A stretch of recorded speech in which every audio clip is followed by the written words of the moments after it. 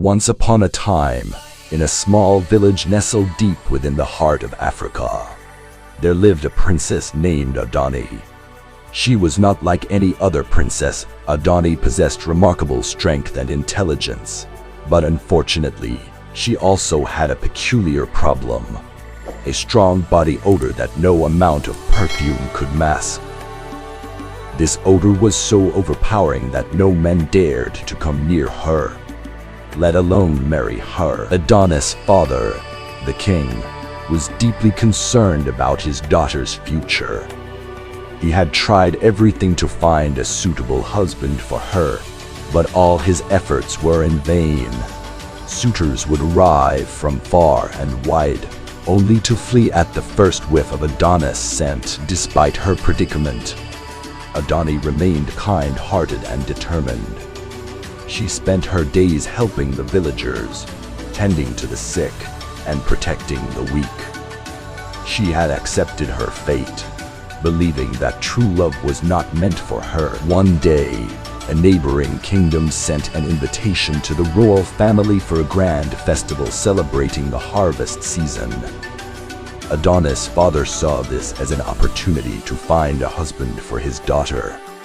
He urged Adanne to attend the festival, hoping that she might find someone who could overlook her unusual condition. Reluctantly, Adanne agreed to go to the festival.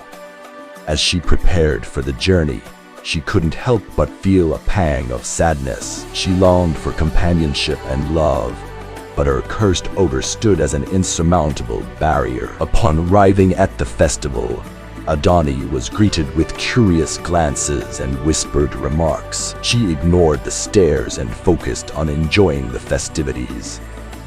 As the night went on, Adanne found herself drawn to a handsome young warrior named Quaim.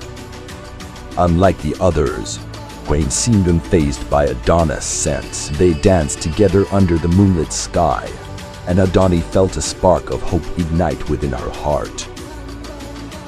Could it be that Quaim was the one she had been waiting for? However, as the night wore on, Adanne noticed a subtle change in Quaim's demeanor. His smiles grew strained, and he began to distance himself from her. Heartbroken, Adanne retreated to the outskirts of the festival, where she sat alone, tears streaming down her cheeks. Just then, she heard a rustling in the bushes and turned to see a wise old woman emerge from the shadows. "Child, why do you weep?" the old woman asked, her voice gentle and soothing. Adanne poured out her heart to the old woman, telling her of her curse and the despair it had brought upon her. The old woman listened intently, nodding sagely. Then, with a twinkle in her eye, she said, "Do not despair, my dear. For every curse, there is a blessing hidden within. You may not see it now, but trust that everything happens for a reason." With those words of wisdom, the old woman disappeared into the night, leaving Adanne deep in thought. Could there truly be a blessing hidden within her curse? The next morning, Adanne returned to the village, her heart heavy with sorrow. As she wandered through the marketplace, she noticed a commotion near the town square. A group of villagers had gathered around a stranger who claimed to be a healer. Intrigued, Adanne approached the healer and listened as he spoke of ancient remedies and miraculous cures. Could this healer hold the key to breaking her curse? Determined to find out, Adanne approached the healer and pleaded with him to help her. At first, the healer hesitated, unsure if he could truly help her. But as he looked into Adanne's eyes, he saw the pain and longing hidden behind her brave facade. With a solemn nod, the healer agreed to try and cure Adanne's curse. He led her to a secluded hut on the outskirts of the village, where he began to mix together various herbs and potions. For days, Adanne underwent rigorous treatments, enduring the stench of foul-smelling concoctions and enduring the healer's unconventional methods. But she did not waver, for she knew that this was her only hope of finding true love. As the days turned into weeks, Adanne began to notice a subtle change within herself. The foul odor that had plagued her for so long began to dissipate, replaced by a sweet, floral scent. Excited, Adanne rushed to the healer's hut to share the news.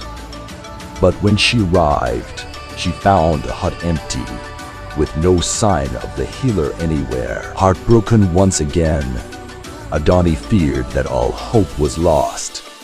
But then she remembered the old woman's words, "For every curse, there is a blessing hidden within." With newfound determination, Adanne set out to make the most of her newfound freedom. She continued to help the villagers, using her strength and intelligence to improve their lives.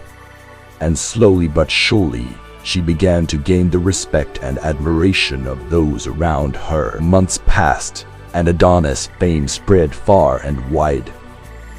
People traveled from distant lands to seek her wisdom and guidance, and soon she became known as the strong-bodied Odor princess who possessed a heart of gold. But amidst all the adoration and praise, Adanne could not shake the feeling of loneliness that lingered in her heart. She longed for someone to share her life with, someone who would love her for who she truly was. One day, as Adanne was tending to her garden, she heard a familiar voice calling her name.